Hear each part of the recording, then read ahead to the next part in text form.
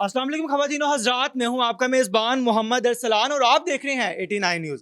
ख़वातीनो हज़रात, इस वक्त मौजूद हूँ एक ऐसे इदारे में जिन्होंने पहचान के नाम से एक मनसूबा शुरू किया और उस पे अमल करते हुए आज तमाम ख्वाजा सरा को जो तालीम दी जा रही है ताकि ये एक अच्छे मनसूबे पर जाकर अच्छी नौकरी कर सके, अच्छे मुकाम पर अपनी ज़िंदगी गुजार सके।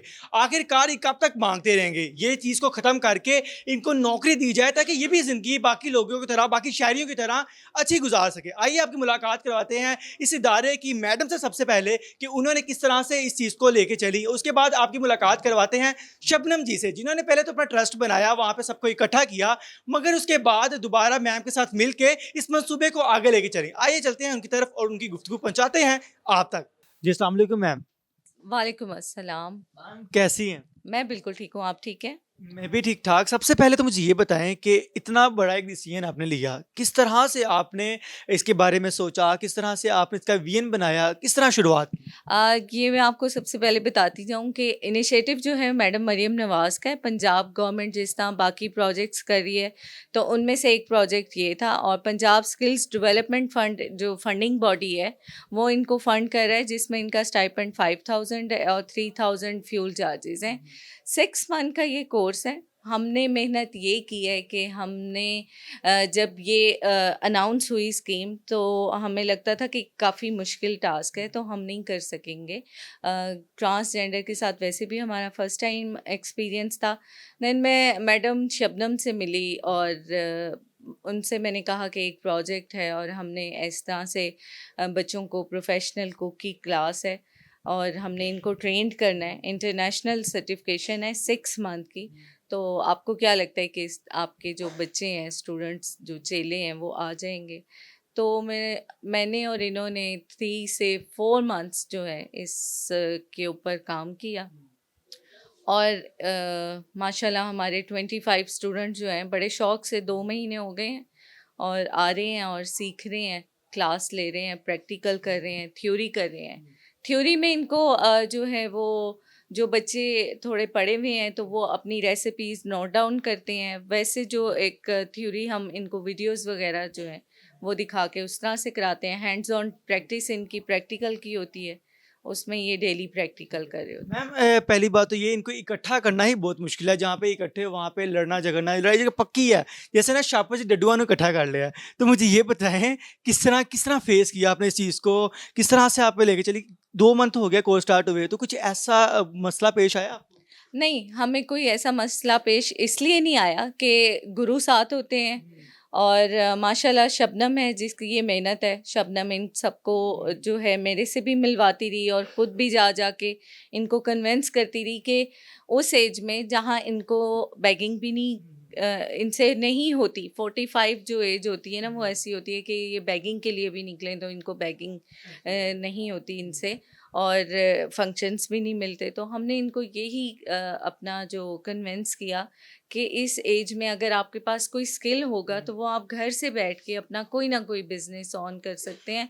ना सिर्फ अपना आप खुद कमा सकते हैं, आप अपनी पूरी जो ट्रांसजेंडर कम्युनिटी है उसको भी एंगेज कर सकते हैं, उनको जॉब ऑफर कर सकते हैं, तो उनको अपने क्या साथ लगा के काम कर सकते हैं। माशरा जिस नज़रिए से इनको देखता है, क्या आपको लगता है कि कोर्सेज़ करने के बाद या कुछ स्किल्स के सिखाने के बाद उस तरह से इनको जॉब्स ऑफ़र पाकिस्तान में या किसी भी जगह पर होंगी या फिर उस तरह इनको उस नज़रिए से देखा जाएगा, जिसके लिए ये कोशिश कर रहे हैं या आप कोशिश कर रही हैं या दूसरे लोग कोशिश कर रहे हैं? मेरे ख्याल में कोशिश तो हम कर रहे हैं और माशरे का भी जो है वो चेंज होगा माइंड, वो इस तरह से कि ये जब सीख के आएंगे, ग्रोम करेंगे तो मेरे ख्याल में ये ज़रूर करेंगे और माशरा इनको एक्सेप्ट करेगा, जो कि अभी नहीं करता। 10% लोगों में इतनी अवेयरनेस आई है कि ये भी हमारी तरह इंसान है, इनका कोई कसूर नहीं है कि ये ट्रांसजेंडर पैदा हुए हैं।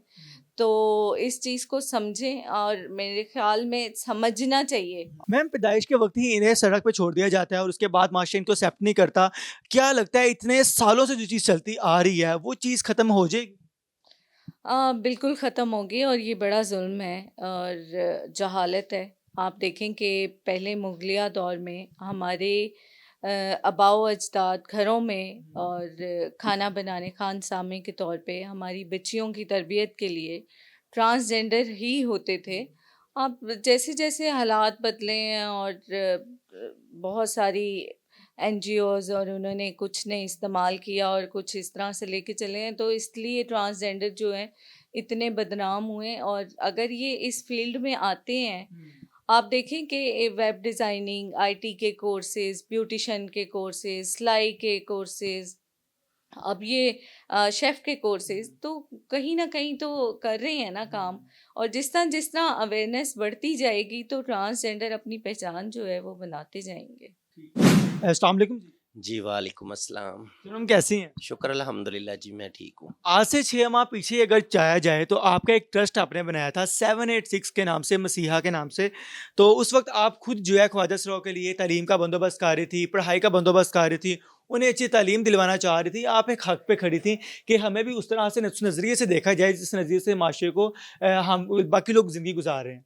तो चलते-चलते एकदम जब आपके ट्रैक में ये आई तो कैसा फ़ील हुआ? क्या सोचा? किस तरह से आपने मंसूबा बनाया? जी, सबसे पहले तो मैं शुक्रगुज़ार हूँ मरियम निवाज़ सीएम साहिबा की, जिसने 75-70 सालों में ना जितनी हुकूमतें आई हैं और जितनी दुनिया आई है, किसी ने हमारा वजूद ही नहीं अपनाया। तो मैं शुक्रगुज़ार हूँ सीएम साहिबा की कि जिसने हमारा एक पहचान नाम का ग्रुप बनाया है, जिसमें हमें पहचान देने की वो कोशिश कर रही है। तो हम भी इंशाल्लाह चाहेंगे कि उन्होंने हमें मौका दिया है, हमारा माँ बन के हमारे सर पे हाथ रखा है, तो हम भी बच्चे बन के इंशाल्लाह एक अच्छे शहरी बन के दिखाएँगे। तो पहले भी मैं कर रही थी कुरान शरीफ की इनको तिलावत का सबक देती हूँ, ठीक है? तो वो तो खिदमत खल्क़त है, वो तो जारी है ना। मदरसे में ये वहाँ तालीम लेने के लिए आ रहे हैं, लेकिन यहाँ इनके लिए जो गवर्नमेंट ने बजट रखा है या गवर्नमेंट इनको जो वज़ीफ़ा दे रही है या इनको स्किल दे रही है, तो इनको मैं यहाँ लेके आई हूँ कि इनको कुछ न कुछ स्किल भी मिले और इनका कुछ साथ-साथ खाने-पीने का या रैश का भी इनका साथ होता जाए। अच्छा, आप इन्हें यहाँ तो ले आए हैं जिस तरह आपने इकट्ठा भी किया, अभी मैं देख रहा था आप इसी बेचैनी में थे कि कहीं आपस में लड़ ना पड़े या कोई मसला ना बन जाए। तो ये बड़ी एक रिस्पॉन्सिबिलिटी होती है हर एक बंदे को यहाँ एक जगह पे इकट्ठे करना, ख़ास तौर पे उनको जो आपस में एक-दूसरे से क्लैशेस करते हो। क्या लगता है कि सीखने के बाद अभी तो आपने इनको रोका हुआ है, सारों को इकट्ठा किया हुआ है। सीखने के बाद क्या ये माँगने की बजाय नौकरी करने को तरजीह देंगे? सबसे पहले तो यही बात है कि पहले 15 दिन मुश्किल हुआ है हमें, ठीक है? तो अब हमारी क्लास होती है 4 घंटे की, तो ये 4 से 7 घंटे तक ये यहाँ रहते हैं। 3 घंटे और रह जाते हैं कि हमें कुछ सीखे जाएँ, सीख के ज़्यादा लोग यही चाहते हैं कि हम सीख के ना किसी न किसी प्लेटफ़ॉर्म पे खड़े हों, कहीं हम काम करें। आज हम लोगों के सामने हाथ फैल करते हैं, तो हम देनों वालों में हों। अगर हम 4 ख्वाजा सरा मिलके कोई रेस्टोरेंट बनाते हैं, तो वहाँ हम 10 ख्वाजा सराओं को रख सकते हैं। तो हम उनको खुद जॉब देने वाला सोच रहे हैं। अगर हम किसी के पास जॉब करने जाते हैं ना, तो वहाँ भी हमें टॉर्चर किया जाता है। तो लेकिन हम नहीं चाहेंगे कि हम जॉब वाले सिलसिले में जाएँ, हम चाहेंगे कि हम सीख के ना, चाहे हम 10 मिलके, 5 मिलके, जितनों को अल्लाह ने हिम्मत दी और अकल दिया, तो हम मिलके हम लोग ये अपना कोई रेस्टोरेंट बनाएँगे या हमारे पास ये सर्टिफ़िकेट होगा, तो हम बाहर ईज़ी जॉब कर सकते हैं। अच्छा, अब तो मरीम नवाज़ ने ये जो इनिशिएटिव लिया है जो और उसको लेके चल रही हैं, और आप लोग जो बड़े इंडिपेंडेंट जो है वो अपना कोर्स भी कर पा रहे हैं, हर जगह पर जाकर आप बोल भी सकते हैं, नौकरी के लिए भी अप्लाई कर सकते हैं। पहले लोग जो आपको तो गुज़रते-गुज़रते टॉर्चर किया जाता था, मगर अब आपको उस मुकाम पे बिठाया जा रहा है जिस जगह पर एक आम आदमी, एक आम शहरी बैठ पा रहा है। क्या लगता है आपको ये जो इनिशिएटिव लिया गया है, ये आपके हक़ में बेहतर रहेगा या सिर्फ़ ये वक़्ती लिया गया है, इसके बाद ख़त्म कर दिया जाएगा? नहीं, मुझे लग रहा है कि जो हमारी मुग़ल ख़ानदान में इज़्ज़त थी ना, वो हमारी बरकरार होने वाली है, फिर आ रही है हमारी इज़्ज़त, ठीक है? तो कोशिश करने से इंसान सब कुछ हासिल कर सकता है। जब तक कोशिश नहीं करेगा ना, तो इंसान कुछ नहीं कर सकता। जो हड्ड हराम होंगे ना, वो सीख के भी कुछ नहीं करेंगे। तो जिनको शऊर है या जिनको बुरा लगता है किसी के सामने हाथ फैलाना, तो वो इंशाल्लाह ये काम करेंगे। हर एक बंदा जो है आपकी साथ काम कर रहा है, वो सारा एक मेंटली डिस्टर्ब है। किसी के खानदान ने उसको बाद में छोड़ा है, किसी ने बचपन में छोड़ा है, किसी ने पहले। तो इस चीज़ को ख़त्म करना, एक पॉज़िटिव वे में माइंड को लेकर आना और एक चीज़ के लिए प्रिपेयर करना, कितना मुश्किल होता है? बहुत ज़्यादा मुश्किल है, बहुत ज़्यादा मुश्किल है। एक छोटे बच्चे को ना, तो समझाना बहुत आसान है, तो ट्रांसजेंडर को समझाना बहुत मुश्किल है। क्यों? ये शुरू से बागी होते हैं। ये माँ-बाप की नहीं मानते, नाफ़रमान हो जाते हैं। जब माँ-बाप इनको प्यार नहीं देता, तो ज़ाहिर बात है बच्चे नाफ़रमान ही हो जाते हैं, घर छोड़ देते हैं। कितने ट्रांसजेंडर हमारे हैं जो तकरीबन कुछ अरसा ही हो गया, वो घरों से जुदा है, उनको पता ही नहीं हमारे घर में क्या है तो क्या नहीं है। जब तक माशरा नहीं अपनाएगा ना तो कुछ नहीं हो सकता। अब मैं स्किल हाथ में लेके, मैं एक डिग्री लेके दर बदर ठोकरें खाऊंगी, मुझे जॉब नहीं मिलेगी तो फिर मुझे मजबूरन तौर पेट पालने के लिए कुछ ना कुछ तो करना पड़ेगा ना।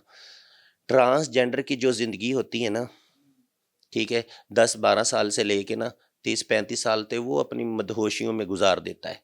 ठीक है, उस टाइम में उसके दोस्त भी होते हैं, उसके तमाशबीन भी होते हैं। अगर किसी ट्रांसजेंडर के पास पैसे हैं तो उसके माँ बाप भी उसके साथ हैं, उसके भाई भी उसके साथ हैं।